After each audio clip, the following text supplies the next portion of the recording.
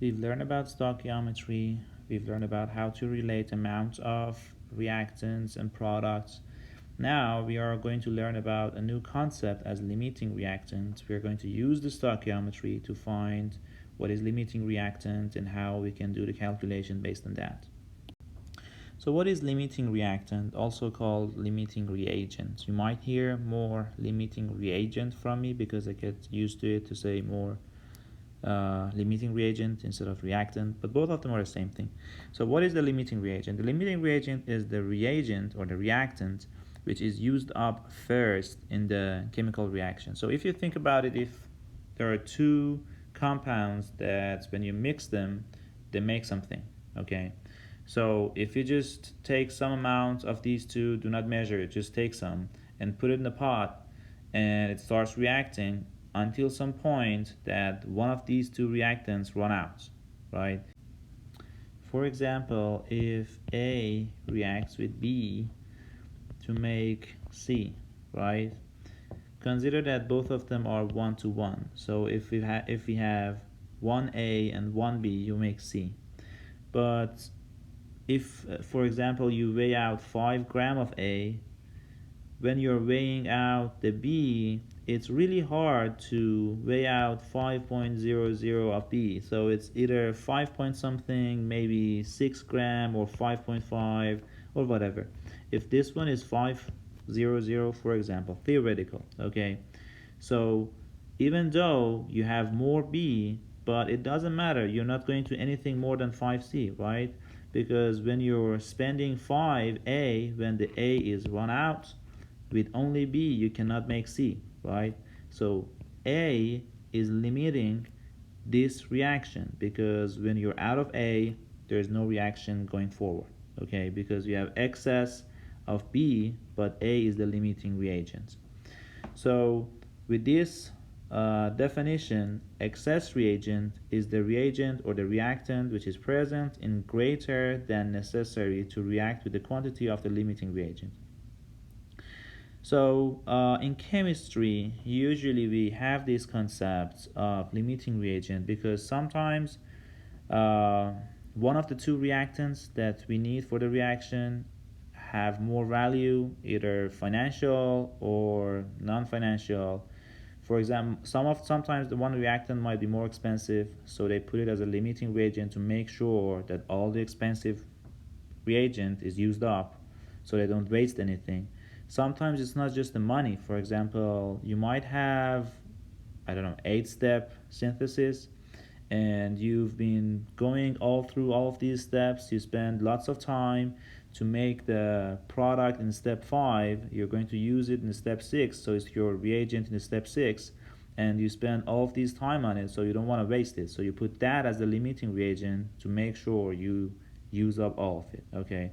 So these are the examples that we use a limiting reagent in chemistry. So let's see how are we going to use this limiting reagent concept. There are different ways of finding the limiting reagent. The one which is preferred, and I think it makes more sense for everyone, is that first of all you have to figure out if you're dealing with a limiting reagent problem or not, okay? Usually when you have the amount of both reactants, all reactants, but most cases two, so you have two reactants amounts and you've been asked how much product is going to be made. So you don't know which of these two reactants you need to use to find a product. So basically that's a limiting reagent problem because one of those two should be the limiting reagent, and you have to find the amount of product based on your limiting reagent, because when you run out of one of them you cannot make any more of the product, right? So how to find the limiting reagent? So if you have the amount of each reactant, you have to go and use the stoichiometry and find how much product do you make. For example, if you have this reaction, A plus B makes C. If you have 5 grams of A and 7 grams of B, right? So you have to use stoichiometry and see with 5 grams, for example, you make, I don't know, I have to, it's just hypothetical, but let's say you make 4 gram of product. With 7 gram of B, you make 5 gram of product, for example. Okay, so you see this 5 giving you less product.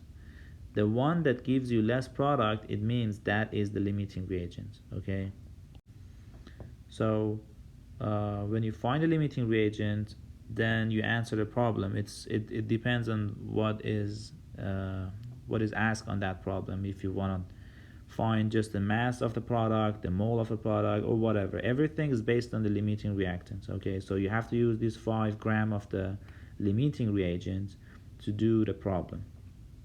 So let's have an example. So how many grams of H2O are produced when you have 4.5 gram of H2 and 7.5 gram of O2? So that's one of the signs that we are dealing with a limiting reagent, right? You have you have the mass of two reactants, and you need the mass of the product. Okay, so let me write the chemical reaction first. So H2 plus O2 gives you water, and 2H2, we already balanced it, and it should be balanced. That's very important. Everything is based on a balanced chemical equation. Okay, so we have the mass of H2. We also have the mass of O2. What are we trying to find? The gram or the mass of H2O. So we need the mass of water. So in order to find how much product we make, can we directly go from mass to the mass of product? No, we can't, because the only way to have a trip between the compounds in the chemical equation is using the mole bridge. Okay, so from each of these we have to go to the mole. We should go to the mole, and here, well, it should be two-way lane, right? So then from the mole we can use the mole of the other one, right? We have to use the mole bridge. So from each of these two we can find the amount of product, and then the one that gives you less product is the limiting reagent, and that is controlling the reaction. That is limiting the reaction. That is going to tell you how much product you're going to make. That is going to tell you how much of the other reactants you're going to use up. Okay, so let's do the problem. We start with each of these two reactants. So the first one, let's do with hydrogen. So 4.5 gram of H2. So the first step is going from mass to mole, so this is step 1. So I don't want the mass of H2, I want the mole of H2. The mass of H2 is 2.016, is 1 mole of H2. Step 2, going from the mole to the mole of product. So I don't want the mole of H2, I want the mole of H2O, and it's 2 mole of H2 is 2 mole of H2O. Well, basically I can stop here and do the same thing for oxygen and see which one is smaller and continue from there. But since the question is asking about the gram of water, it doesn't hurt to just go straight ahead and find the mass of water for both of them, and then we find which one is smaller. We already find the gram of water with that. Okay, but both way is fine. You can stop here and find the answer, and when you see which one is smaller, use that number. That number is the mole of water, and then convert the mole of water to the mass of water. But I prefer to find the mass for both of them, and then the ones which is smaller is the answer. So I want to go ahead and do the third step. So this is step 1, that was step 1, this is step 2, and this is step 3. So step 3 is going from mole to mass. I don't want the mole of H2O, I want the mass or the gram of H2O. The molar mass of H2O is 18.015. Gram of H2O is 1 mole of H2O. So gram with gram, mole with mole, mole with mole, and we end up with gram of water. Okay, so the answer is 40.2 gram of water. Okay, so we have to do the same thing with oxygen. Oops, no dots. 7.5 gram of O2. The first step is going from mass to mole, so that's the first step for oxygen.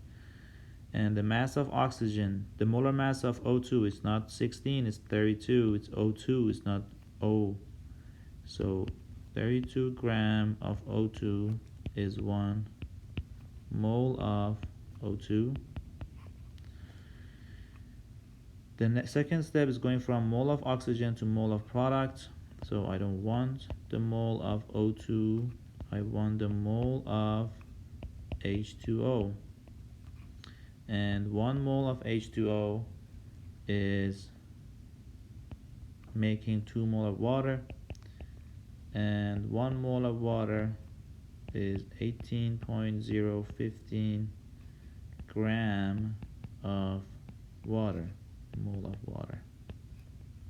Okay, so that is going to give me 8.44 gram of water.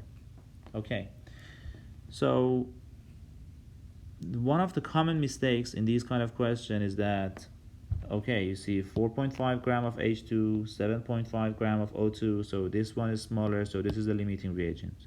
That is wrong. Don't do this. That's a common mistake, and that's very wrong. It might be true in some problems that might give you the right answer, but if you think about it, it's 50-50 chance, right? So, but that's not the way you solve this. Okay, that's completely wrong. You have to use stoichiometry, and you have to find how much product you're making. The one that gives you less product is the limiting reagent. In this example, you see with 4.5 gram of hydrogen, you will make 40 ish gram of water if you have enough oxygen. With 75, but you don't have enough oxygen, you only have 7.5 gram of oxygen. If you have 7.5 gram of oxygen, you make 8.44 gram of water, and you definitely have enough hydrogen to do that, because 4.5 make 40, so for 8 gram you definitely need less than that. So the reactant that gives you less product is the limiting reagent. So oxygen, 7.5 oxygen gives you 8 grams, 4.5 gram of hydrogen give you 40 grams. So definitely O2 is limiting reagent. And the answer is asking about how many grams of H2O. Therefore, the mass of product, the mass of H2O that you get from the limiting reagent is the actual amount of water that you're going to make. So 7.44 gram of water is the amount of water that you're going to make.